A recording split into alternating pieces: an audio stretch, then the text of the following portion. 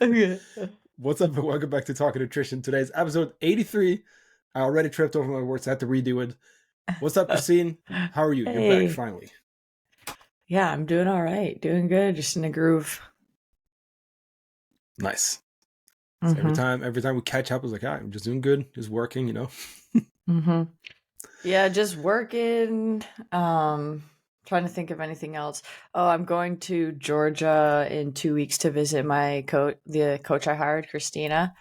And then I'm gonna go spend some time in it's called Chattanooga, Tennessee. Just get some like solitude time in, do some exploring, and then yeah, it's about a week I'm gone. So I'm excited for Cool. that. Good. Hmm. How's training been now that you're kind of like back into it again? Um, well, I took about 2 weeks off. I'm just kind of dealing with some stuff. Um, and now I'm back in it, but I'm just kind of doing what feels right, Well, I kind of wake up and I'm like, what do I want to do today? And I really like that, just kind of freedom. I posted on my story the other day about how I know how important it is to follow a specific program and stuff, but I'm just enjoying being able to do whatever feels right that day. So the other day I did some Olympic lifting I hadn't done in a while. That was really fun. I just love it. I don't know why I don't do it more often.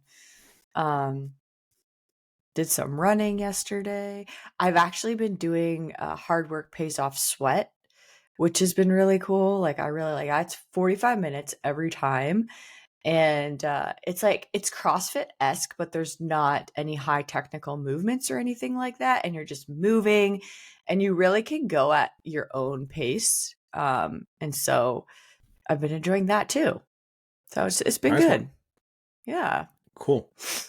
To your point, like I agree as well. General, and this is again, it's like it depends scenario, but like generally Hmm. speaking, yeah, we should be on a program, but Yeah. also depends on the goal. I think like you're in Hmm. the like you're maintaining what you've already achieved like over years, so it's like Exactly.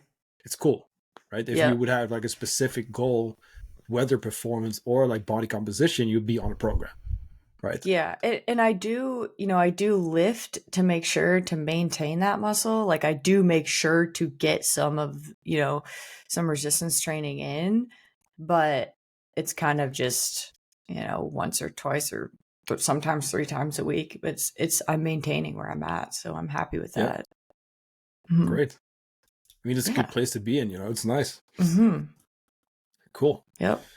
Wanted to get into digestion today because a lot of Hmm. digestive issues, come from not some not so obvious factors today. I can't talk today. I don't know what it is.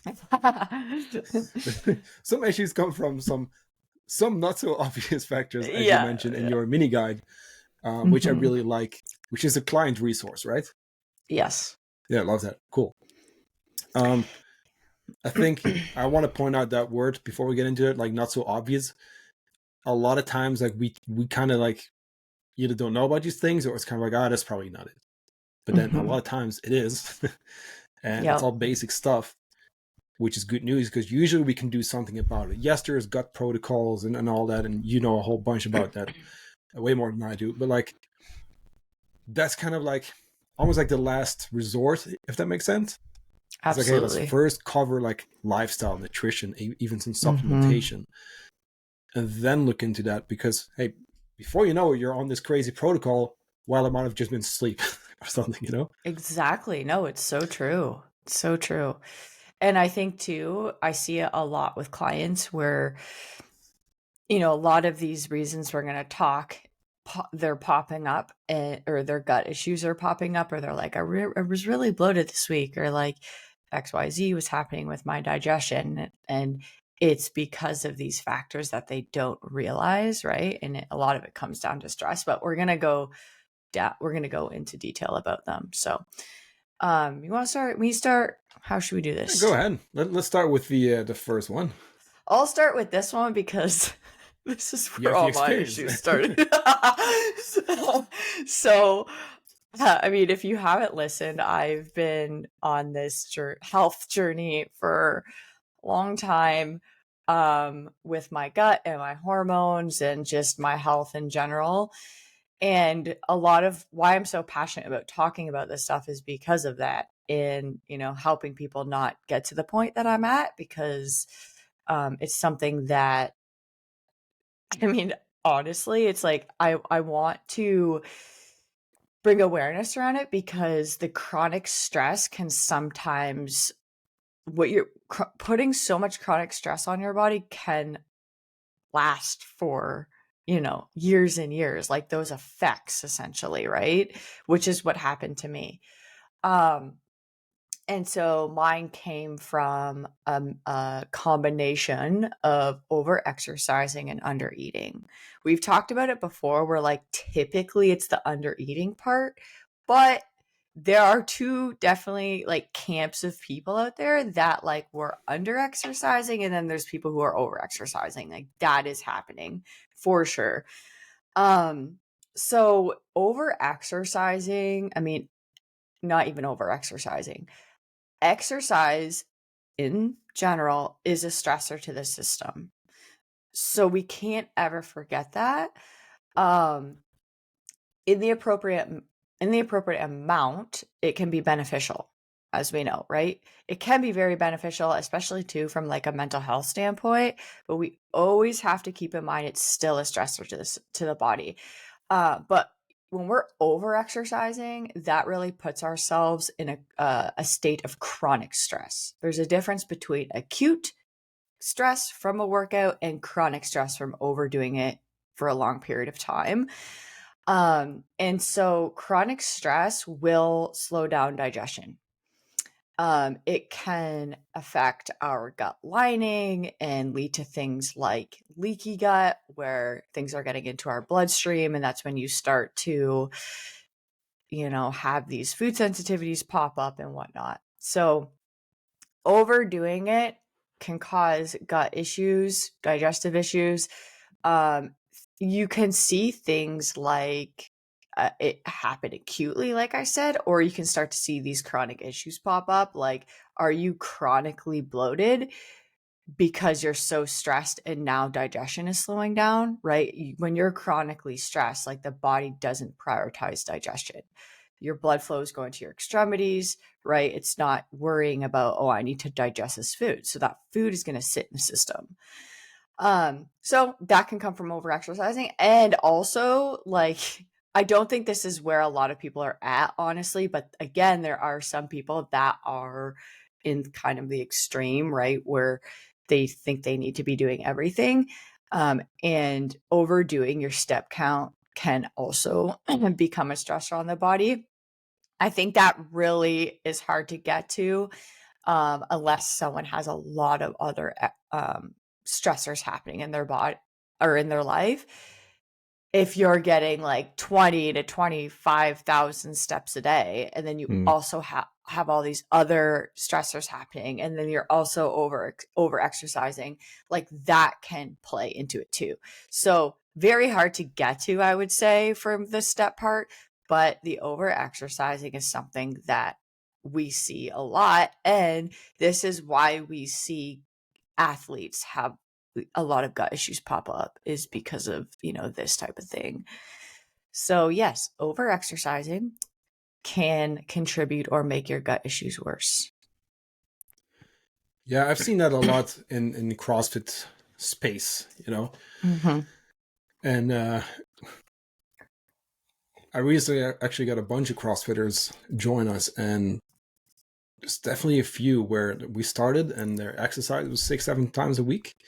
And they actually even mentioned like, hey, I'd like to be exercising more. I was like, oh, it's a little much.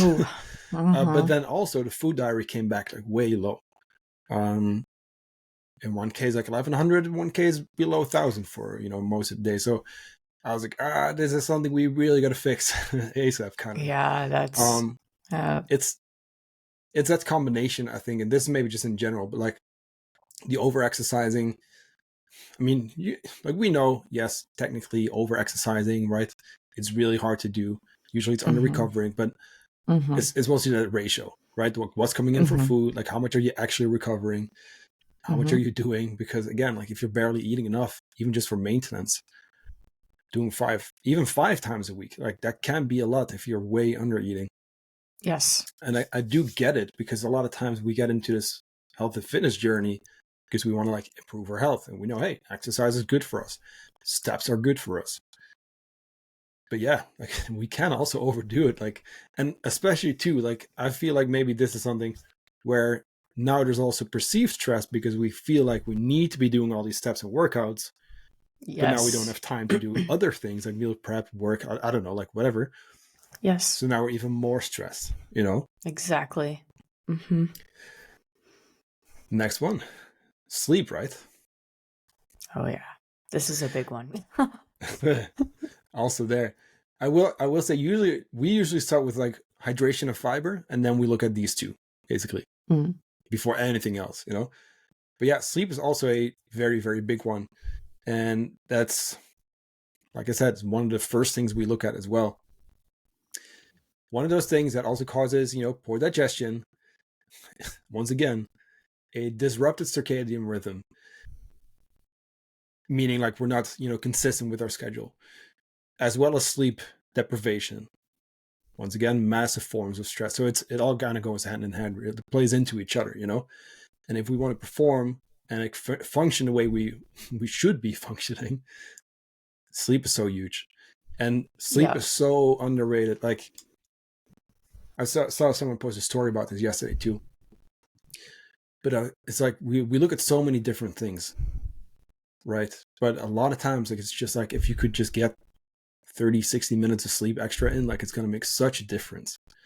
And it's I don't think that's easy, generally speaking, like getting people to really sleep more consistently. But I don't know if on average we can squeeze in like another 15 minutes this week or the next couple of weeks, and we bring it back up again.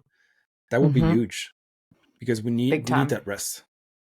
Yep. And you don't build muscle at the gym. You don't build muscle when you're running or whatever. It's like that's a signal, it's a stimulus, and then we still need to adapt. I guess when you do, you're repairing, not when you're awake.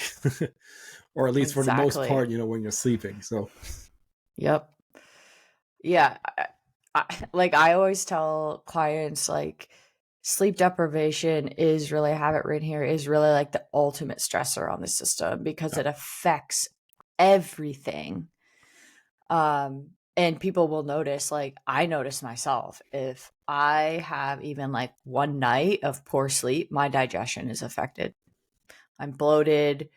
I just don't feel good. It just doesn't feel right. And that's again from the stress, right? So like I said at the beginning, a lot of these are just putting stress on the system. So if we're compiling a bunch of these for long periods of time, this is when we really run into dysfunction, right?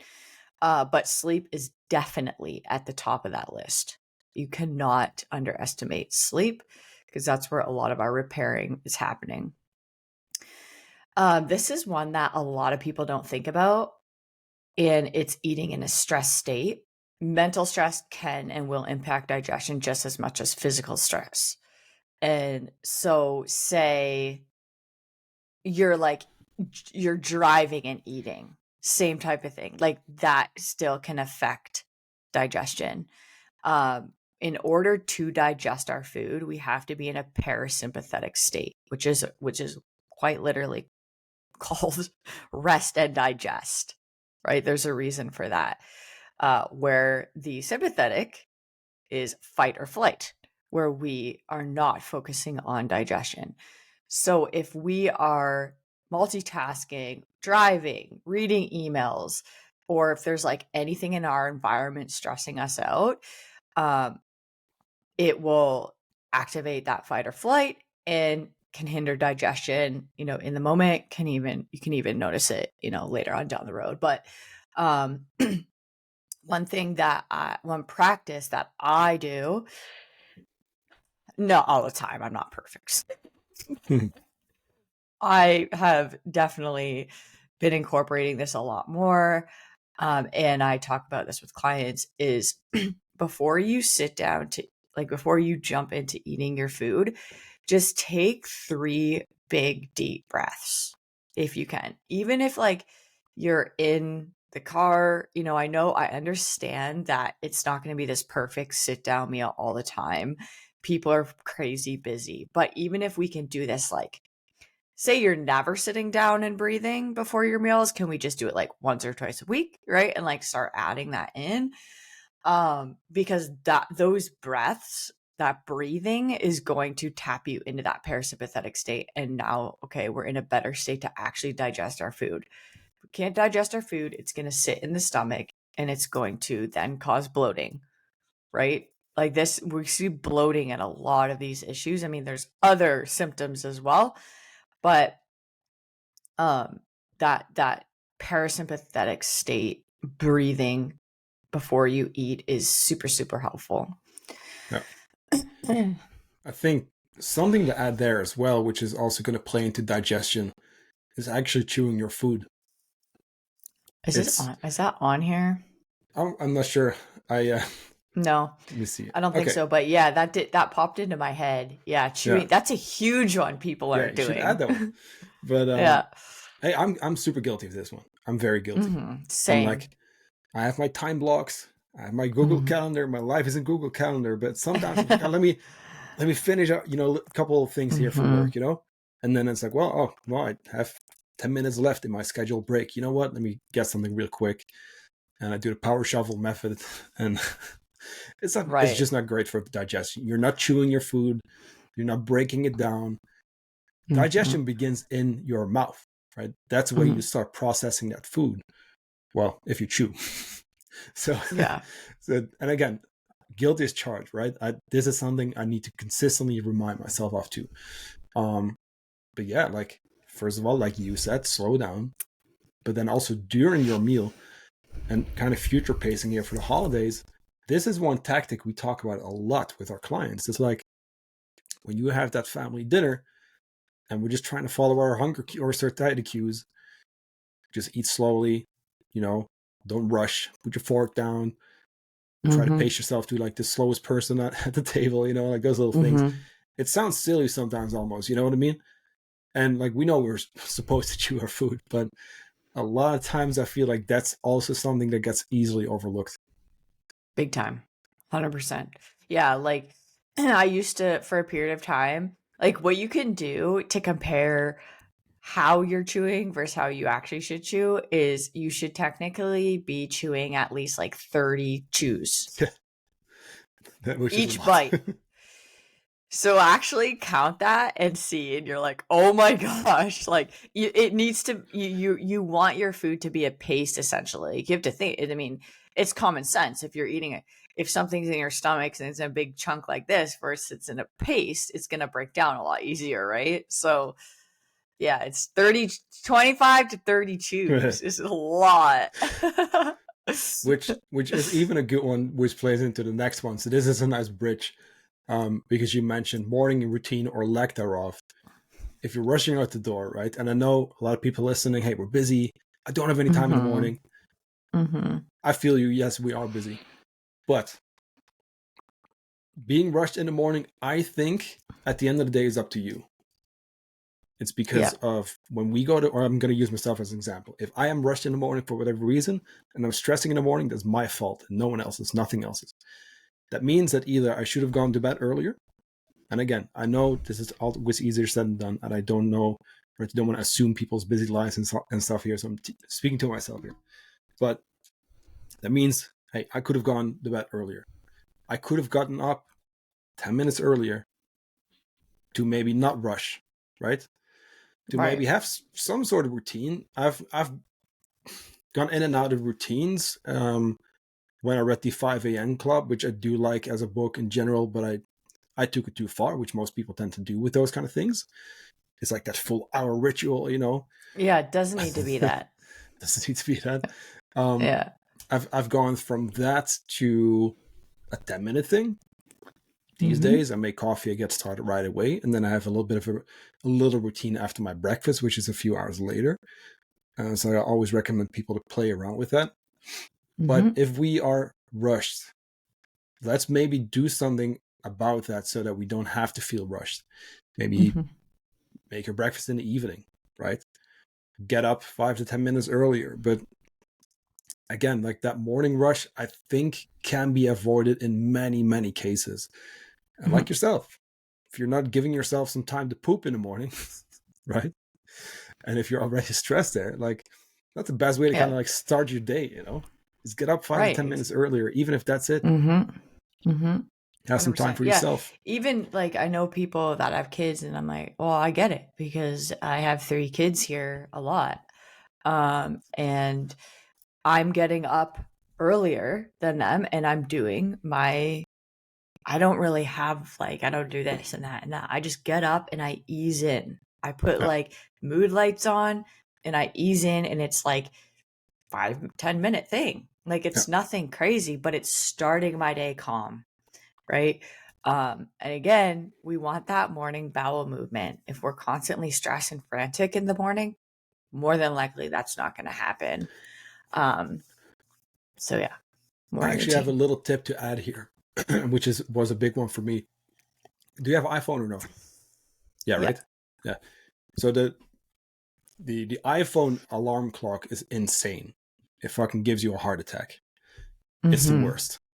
However, when you don't use the normal alarm clock and you go to, I forgot what it's called. You can set a schedule. It's in the health app. Yeah, I did it on Eric's because his alarm was going in the morning. Insane. And I'm like, hold on, we got to go into the health app. But it's now it starts like low and it's like, But that's a huge difference. It's a massive difference. It is. Yeah. It's the difference between waking up trying to think like fucking like the war started or something, you know? And actually like slowly kind of like hearing that little noise. And it is a huge difference. And it's a very easy thing that we can all set in our phones. I have like an alarm clock that does like a sunrise, you know, it kind of like fades in with light, which is really nice too. That's been a massive one, but like it's such a difference instead of there like this super loud. Oh, like, I know. Yeah. Okay, next one is a good one. I mean, these are all good ones. So stressing out about getting bloated. It's understandable. I totally get it. Like when you have gut issues and you're bloated and like you just don't want to be bloated. So now you start stressing about being bloated. Now we're adding more stress to the system. So if you've struggled with digestion for some time, you've likely developed fears around certain foods or environments that trigger bloating. But that stress you're creating about the food and the bloat can just have just as much impact on your digestion as the food itself. I actually posted about this recently, more on like the food side of things. This can also apply to being fearful of foods not being healthy enough or leading to changes in your physique and weight. So again, stress slows down or halts digestion. Now we're bloating even more. So I posted the other day about how the chronic stress and fear about eating certain foods is often worse than just eating the food itself or the food itself, right? We create this extra stress, and then now that's going to start to impact our health, and that's going to start to impact our digestion. Like chronic stress is going to be way worse for you than just eating the chocolate muffin. You know what I mean? Like you eat the muffin, it's fine, and you go on and you eat your normal, nutrient dense foods. That is 10 times easier said than done. I get that. And this is why we focus so much on, relationships with food with our clients and creating that healthy relationship much further and beyond just being scared of the food. It's the effects that it does have on our health over time. Yeah, 100%. I think even just in general, like there is a lot of unnecessary stressing around foods. I loved the story that you put up yesterday with the oatmeal. Yeah. So good.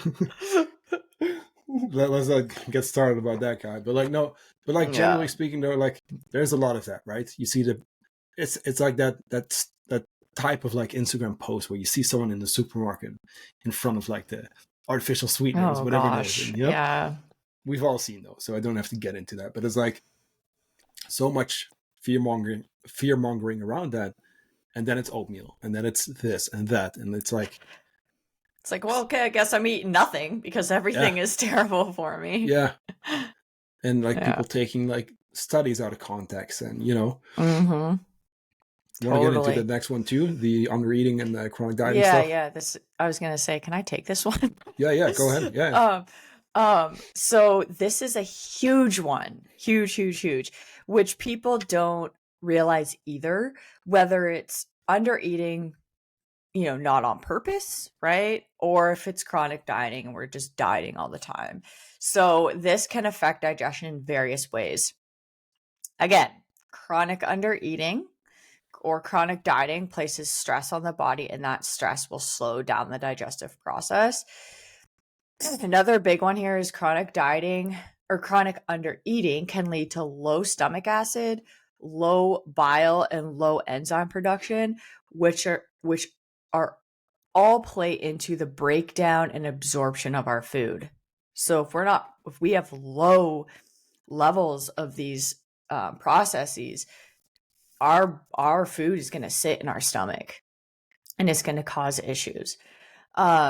Another thing too, chronic undereating can lead to deficiencies in essential vitamins and minerals. These essential minerals, vitamins, all of that are optimal, like needed for digestion and GI health. Deficiencies can reduce gut motility, so slow down, right? So we're not passing, and weaken the intestinal lining again. So now that intestinal permeability, those tight junctions are separating, and we are seeing food go into the bloodstream, and that's a problem, right? So just the integrity of our gut, getting in enough food is so helpful. You will notice, like you'll sometimes see people who are chronically under eating, chronically dieting, that are constipated. And then as soon as you start adding in more food, they're like, oh my gosh, like I'm finally going. It's like, yeah, because now you've got those minerals, you've got those vitamins, and your body can do its job, right? It's not in this chronically stressed state. Another huge one with chronic undereating is the downregulation in thyroid. And when we have a sluggish thyroid, that is, we have a sluggish metabolism, and then we have sluggish digestion. So you'll see a lot of people, like the one big indication, when someone has thyroid issues is constipation. Um, and so that's a big one with chronic undereating. We have to remember chronic because like there will be some downregulations, maybe like in a dieting phase, but that just gets it up regulates as soon as you get out of a dieting phase. But this more so happens like where it's affecting digestion if it's chronically happening, if you're under eating or dieting, whatever you're doing.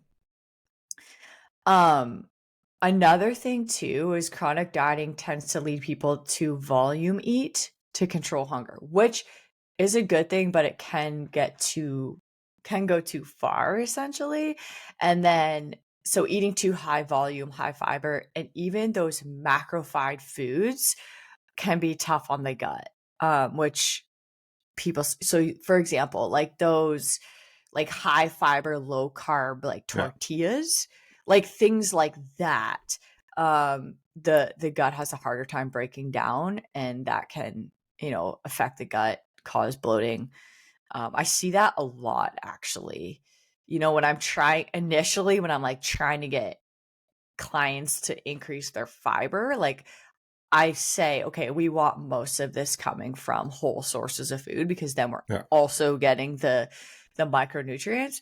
But then they start adding in these, high fiber foods that are more processed, and we can sometimes see digestion issues, but sometimes not. Like it's not like yeah, you shouldn't have these things. You just want to be careful because they might be affecting your digestion. Like I had a girl, she had these, like, I don't even know what they were, like keto bagels or something like that. yeah, And so like there was so much stuff in it that were just causing her so many issues. They weren't keto, they were like a macrophide type of thing where they had good Yeah. macros, like low carb type of thing. And that affected her digestion. She got constipated. Her weight went up. I think it was like 5 pounds because she just wasn't having bowel movements. And so, yeah, those things can definitely have an effect on it. But again, under eating, and then we're thinking about what other stressors are going on in our lives, right? Now we're adding more and more stress. Digestion is going to slow down. Thyroid's going to take a hit. We're not getting in enough, micronutrients. These things are all compiling. I think when it comes to fiber also, and it's a good bridge into the next point as well, I don't think we need those foods, like, or even like the high protein breads or those kind of things. And I'm not bashing them, by the way, but Yeah. we can really easily, I know the protein is the most difficult one for people until they find out how easy it is. But, Yeah.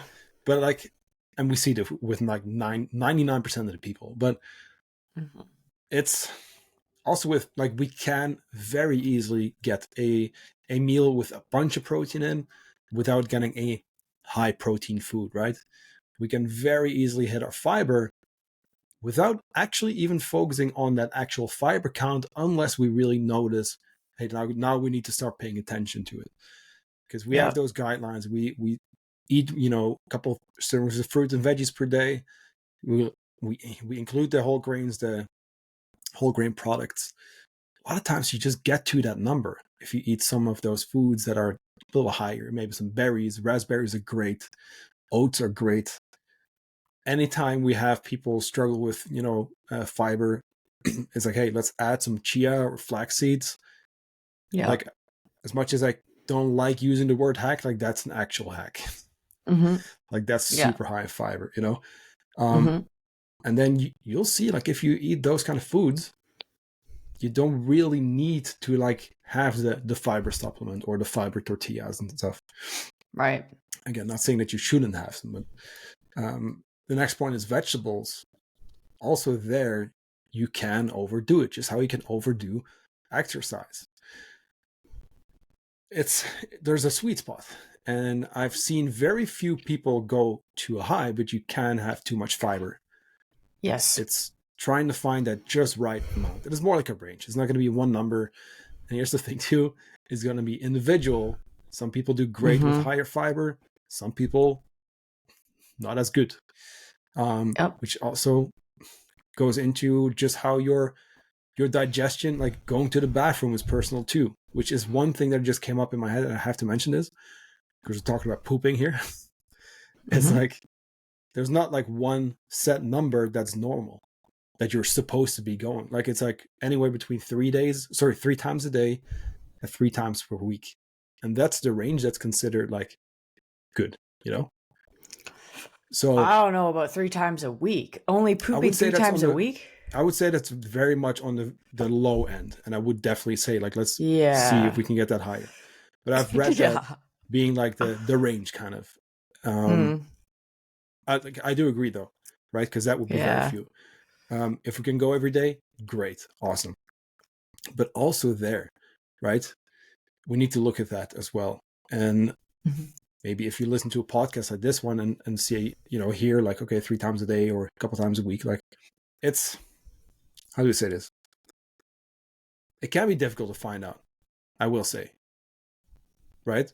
But like, let's try to aim for like maybe like at least every day, every day or every other day. I would say like that's likely where you want to be. And I really if you miss a bowel movement one day, like, it's no reason to freak out. Yeah. But I would be aiming for at least once a day, yes, from a detoxification standpoint. Absolutely. And that even plays into hormones and stuff, right? Yeah, for sure. But going back to fiber, I like what you wrote down. So you said, think of fiber as glue. Like, you want to have enough to kind of bind everything together, but not that much that everything gets stuck.